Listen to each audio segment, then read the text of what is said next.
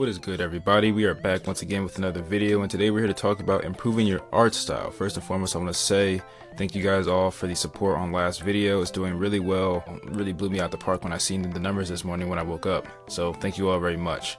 Now this video is in reference to a comment I got from yesterday's video asking me about improving his art style and specifically how to draw like me. Specifically, he said he's striving to have a similar style to mine. So I wanted to come on here, break down my style, and tell you guys what I kind of do and what I did to get to where I am and how you could potentially get to that point as well and go beyond. I'm going to break down a couple of points. They're in no particular order. So first off, my style combines Western superheroes with anime, essentially, and cartoons alike. I primarily focus on simplicity, mainly for speed and efficiency because, you know, as you guys know, I do comics and I draw pinups of my characters and scenes, stuff like that. So I need to be able to get ideas down fast and, you know, be able to put figures and characters into a scene quickly so I can get it out as quickly as possible, but also without losing that quality. I put quality over quantity. So to break down my play-by-play, you guys can kind of see in the speed draws that I put up how I kind of start off my drawings typically. You know, I go in with your typical sketch and then I plan ahead. So planning ahead is very important, but I do this during the sketch phase, which is planning all my lights, my shadows, my line work, my composition, you know, break all that stuff down first and foremost, so that way the rest is just kind of smooth sailing. If you guys don't plan ahead, break everything down, you're gonna have a hard time later. I don't know where you are, the commenter, I don't know where you are in terms of your art style or where you are, but again, I'm just breaking this down to where anybody can kind of take this knowledge and apply it. Whether you're a beginner, an intermediate, expert, you know, you can still take these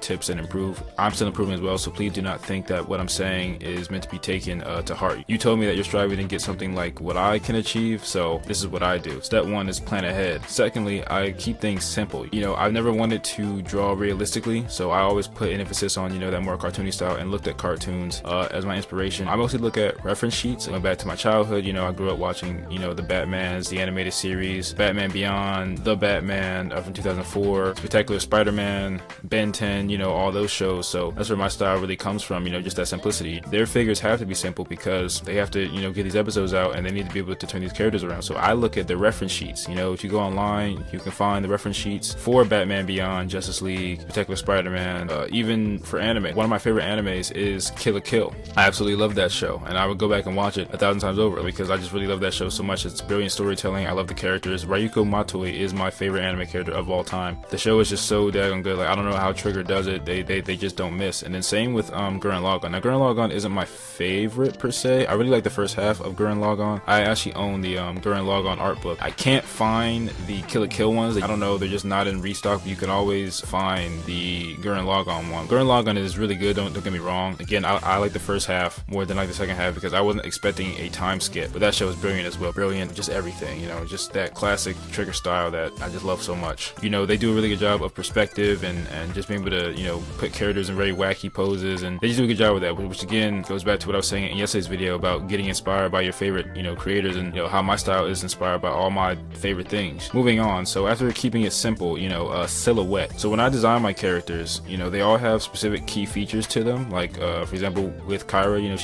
she's mainly 3 circles. When I draw her, you know, it's the big round head. Everything is pretty much round and smooth on her, versus someone like Yorick who's more angular, rigid. He has a lot of scars on his body, on his face especially, you know, with the big X. Just looking at those characters, you can see that they're, you know, vastly different, and their shape language, you know, especially their bodies as well. Her body is more triangular, his body is more square, and I keep that in mind when I'm drawing these characters. Now also too, I've drawn these characters for 2 years straight. Ever since I came up with them, I've only drawn them for the last 2 years. So I know what these characters are supposed to look like and be like, but for people who are, you know, drawing, you know, let's say you're doing like fan arts or whatever like that, you know, really break down your figures and see like what makes them stand out and what are their key features. Like with Tanjiro, just that whole Demon Slayer style, you know, it's the eyes, it's the hair, and it's the noses. With my style, it's the eyes, it's the simple hair. With the more childlike characters and the more goofier characters like Chester, you know, they have very large figures, so like big hands, big ears, big noses, you know, just very round features. So keep that in mind too as well. Next, when I'm coloring, like I said in the previous point, pre-planning, you know, really understanding light and shadow. A lot of the time, if you can't draw something, if you understand light and shadow, you don't have to necessarily draw that thing. You can just put in the dark part and then highlight, or vice versa. I personally do this a lot when it comes to fingers, hands especially, like closed fists, because that sometimes can be difficult for me. But since I know light and shadow, I can bring out those fingers, or I can, you know, bring out that hand as long as there's that light and shadow. Next, knowing your complementary colors. colors. Now, I'm no expert on color theory. I've broken it down for myself. I could do a separate video on that, on how I pick colors, how I choose colors, but basically your complementary colors are blue and orange, which are my main characters, green and red, purple and yellow. Understanding that will pretty much,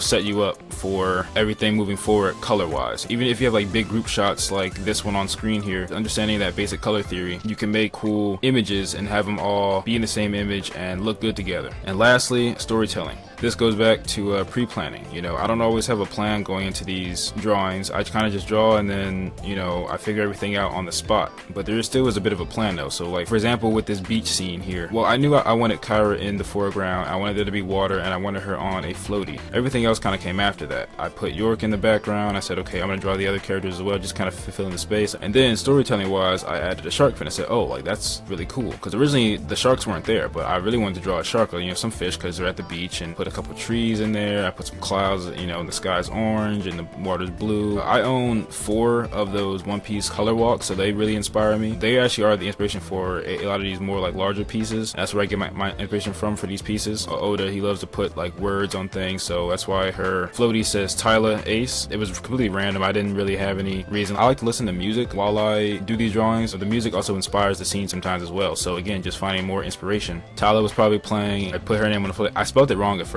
I didn't, I'm a little bit illiterate, and then I put Ace on the side there. Probably Ace from One Piece was probably on the mind as well. Who knows? And that's pretty much it for how to draw like me.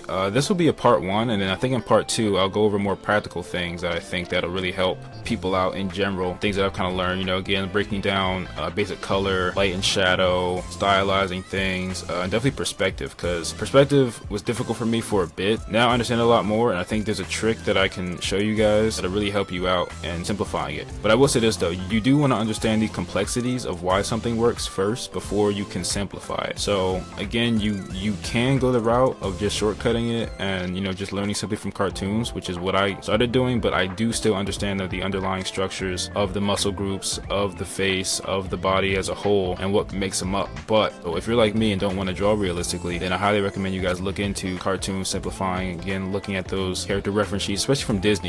Understand the rules and then break them. And the last point I want to make here is to ultimately have fun, guys. Art is meant to be fun. If you're not having fun, you're not doing it right. And learning, I have a point here that says don't strive for perfection, but focus on constant growth and progress. I know they often say comparison is the killer of joy. I personally compare myself to a lot of people, especially my favorite artists, because I want to be able to stand next to them one day and either be acknowledged or to be able to compete with like someone like Todd McFarlane or Jim Lee or David Finch. I want to be able to achieve that kind of skill, if that makes sense. So again, just focus on having fun, don't strive for perfection, focus on growth, and you'll get to where you are and beyond. With art especially, it's all about constant growth, learning, teaching, which is why I'm doing this now. So yeah, so that's all I got for today, guys. Nice and sweet, short. If you guys have any more questions or things you want me to talk about, leave them in the comment section down below. Make sure you guys like, comment, and subscribe. Again, my series is called Knight of the Horizon. Please check it out. It'll be linked in the description down below. Peace out, everybody.